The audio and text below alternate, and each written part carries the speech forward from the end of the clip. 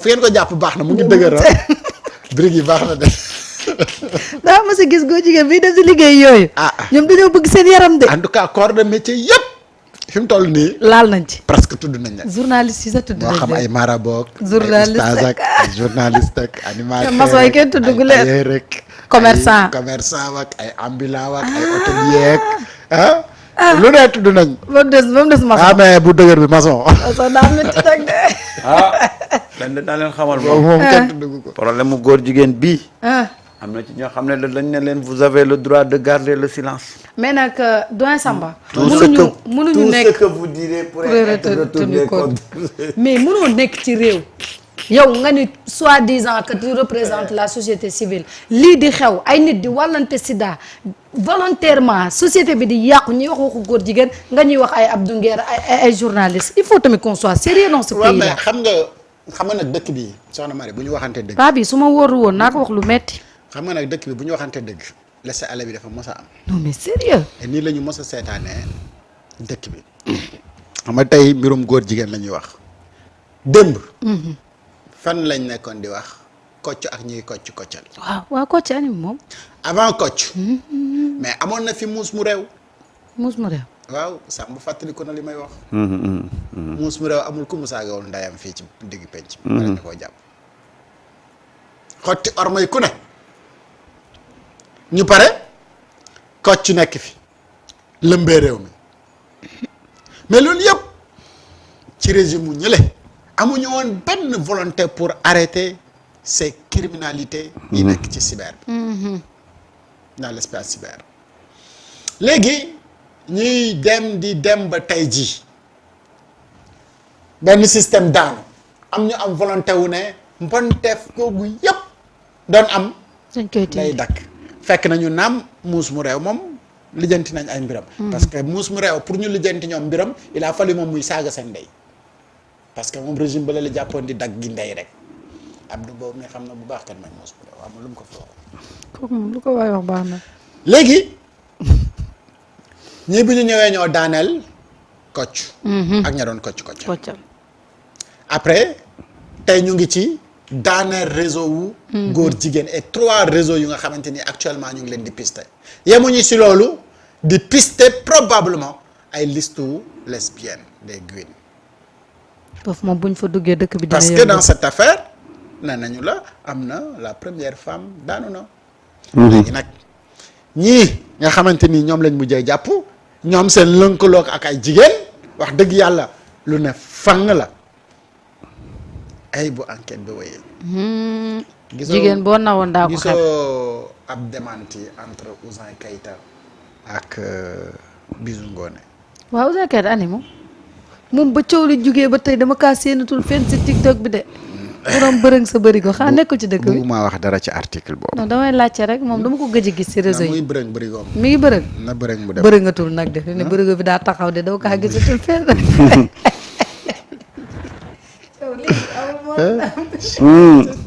bu ngi bërëng bërigoom Ouzin bërëngal rek. man mi nekk ci TikTok bi maa la mën a wax ne bërëngatul de bërëng bi taxaw na de.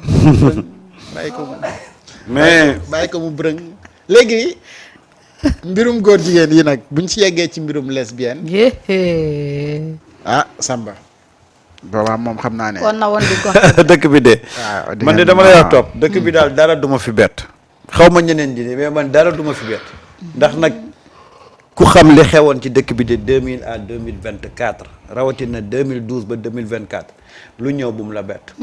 waaw ñun. dañoo dëkkee ci côté fi boîte yi nekk li nit ñi amoon audace di def ba cëgg ndara kàmm ngay xam ne réew mi dafa dëpp ce pays là dafa yàqu te lépp nag voilà ay mag ñoo sàcc xaalis ci dëkk bi dem yàq ci ay xale booy résumer situation bi noonu la ay mag ñoo sàcc xaalis ci dëkk bi dem yàq ci ay xale jeex na tàkk fu xale yi tëddee mag yi dañoo war a tëdd loolu gis nga te loolu mooy justice te justice boobu bu gis nga justice boobu bu tegoo ci yoon Marieta léegi dëkk bi changé il faut que ce pays là retrouve une justice au vrai sens du terme pour que dëkk bi taxaw ci yoon man nag damay wax alhamdulilah parce que nag yàgguma mais pour la première fois ñu soree nii ci mbiru góor jigéen pour la première fois et c'est l'occasion de remercier la brigade de recherche de Keur Massar de remercier nos actuelles autorités parce que nag volonté mu ngi fi gis nga fi ñu franchir ci xeexu góor xeex bi fi ñu franchir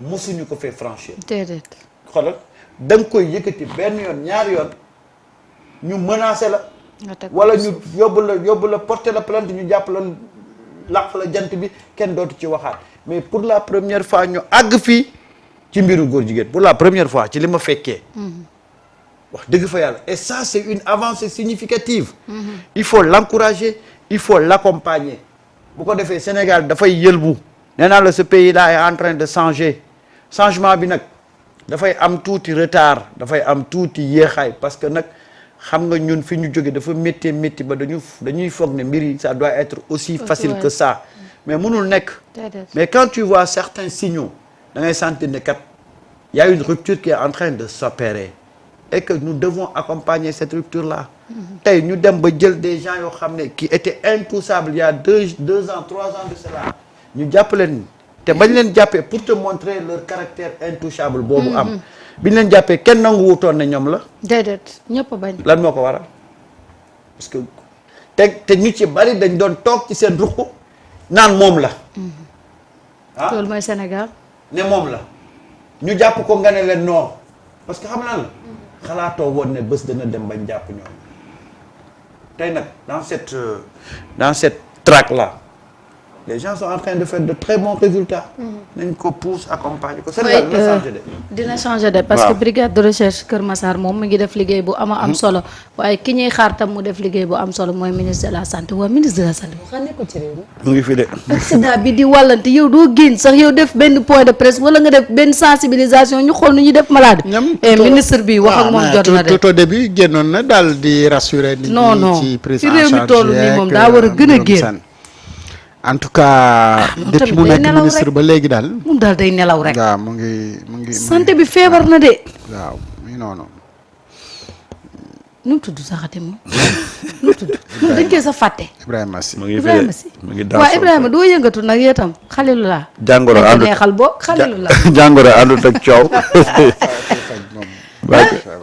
mais nag moom bon. te kaaralam gi neexuma de. ah monsieur le ministre. monsieur le ministre yow tam. déet man gis naa fii ngeen invité benn waaye mu ne mu ngi liggéey. jàpp ne mu ngi liggéey rek. kooku de waaye dootu ko waxati de. jàpp ne mu ngi liggéey. waaw am na ko fi waxoon ne maa ngi koy gërëm. il est en train de faire un excellent travail xam nga nag Sénégal moom. MI7 de moom sax daa fàtte tur bi maa ngi yow a yem de. mu ngi tudd Ibrahima Sy. billaay man mii damay fàtte ni ministre de la santé am na ci réew mi.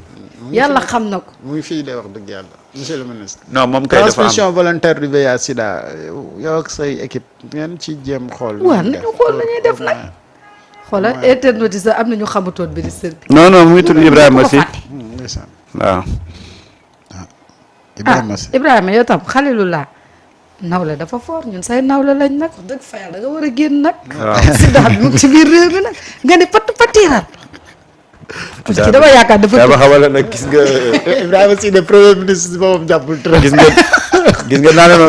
boobu ma rey ba. gis nga naa la ma benn affaire de. waaw sida bi nii muy lawee nii doo xam foo koy songee mais ministre de la santé nag moom dëgg fa yàlla war naa jóg nag bouger. gëj man duma ko dégg fenn coowal soft care bi li muy bëree bëri waa mbir moom sax fa mujj.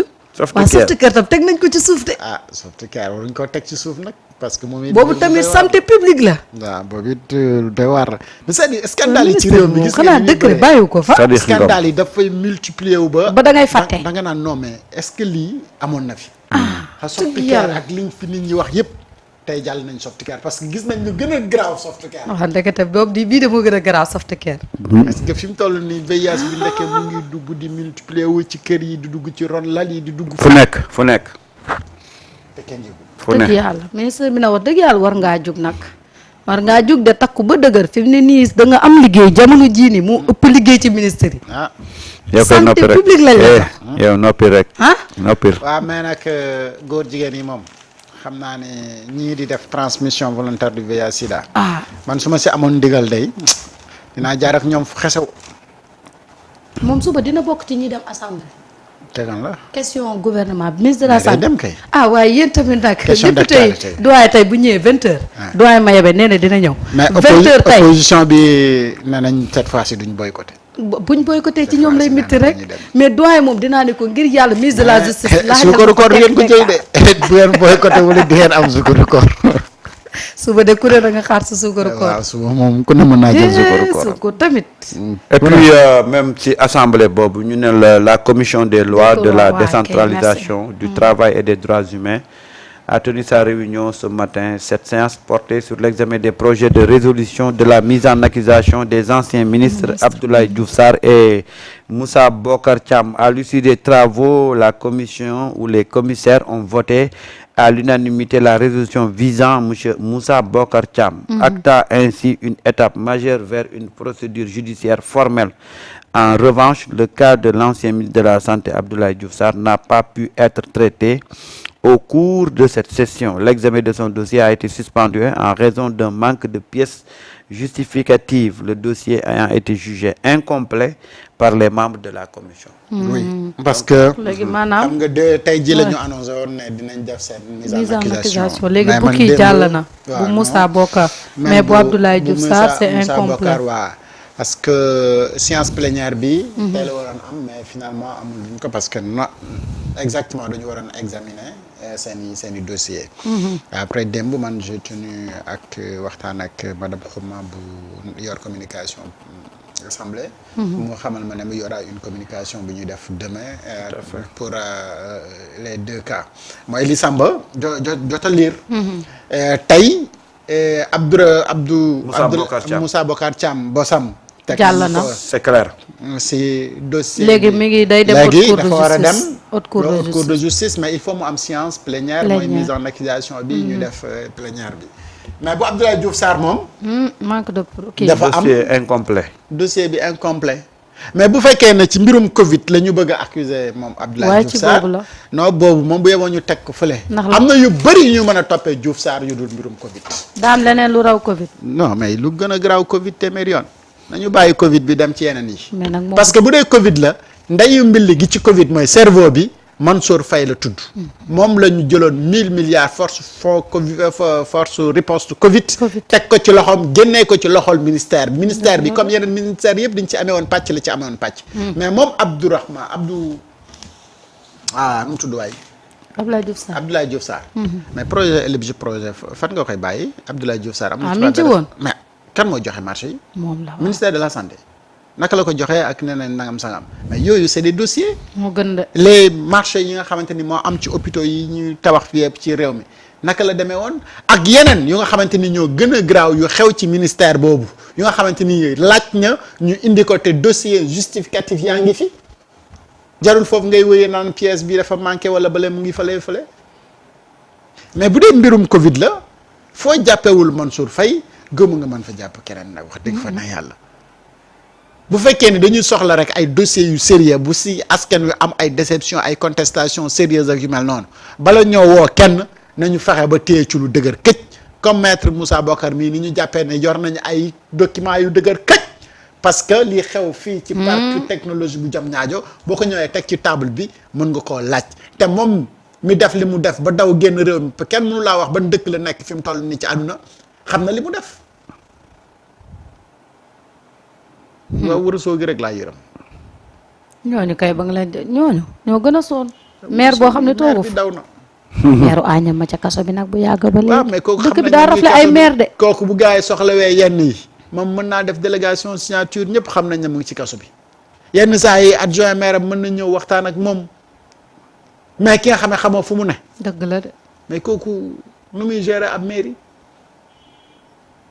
te moom lu xew ba muy daw xam yow kanaa doo avocat fi mu toll nii ak marché bi ni mu saturé nii ci mbirum défendre waaw nga war a ci am client avocat dëgg nag du avocat la dafa am avocat ak avocat avocat la waaw alors Samba sa jàngat itam par rapport ak lu jëm ci ñaari ministre yooyu Seydina Alioune mu ngi wax ci yeneen dossiers yoo xam ne sax peut-être ñoo gën a rëy que ne li nga xam ne moo di force Covid bi mais nag à rappeler que ne force Covid bi moom moo nekkoon le ministre de la santé à l'époque. waaye force fond Covid dañ ko détaché dañ ko waaye.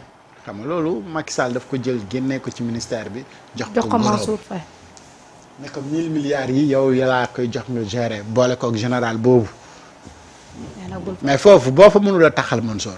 noo fa mën a taxalee ministre de la santé. dëgg la de fii de laa gis ñu lay laaj mais ministre de la santé dafa am yu nga xamante ni ci ay responsabilités am la nekkoon. et puis gis nga dafa am benn procédure bu am solo bu ñuy dem.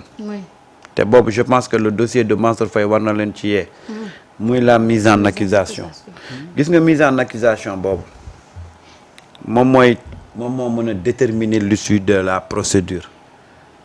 Et moi, je pense sincèrement que nos députés avaient fait une erreur ou je sais pas, ou n'avaient pas trop compris. Bi ñu def mise en accusation dans le dossier de Mansour Faye. moo tax la mise en accusation était tellement légère que man dama gëmoon ne du yàgg kaso. du yàgg kaso parce que angle yi nga war a toucher boo ko bàyyee toucher angle yoo xam ne c'est des angles morts mais voilà coow li mën na bëri mais le gars il va s'en sortir. il va s'en sortir maintenant on attend nag de près. La procédure de mise en accusation sur quel point et quelle ligne ils vont toucher par rapport à ça pour ñu comprendre mais man damaa gëm benn affaire yàgg naa ko di wax ñi ànd ak Macky Sall bu fekkee ne volonté jàpp leen kese moo la animé reddition des comptes dëgg mën nga leen jàpp ci lu ne loo yëkkati rek mën nga leen cee jàpp parce que dañoo bëri dossier wala laa la wax te li may wax nii ñaari at a ngi nii ma toog fii di ko wax. wax nga ko bu yàgg de. ma ne leen boo leen bëggee jàpp boo xëyee 8h nga am loo teg ci table bi dugal leen kaso. mais entre semblant de volonté et volonté réelle. y a différence. y a différence parce que tey toog nañ ba benn instant reddition des comptes bi dafa nekk au point mort.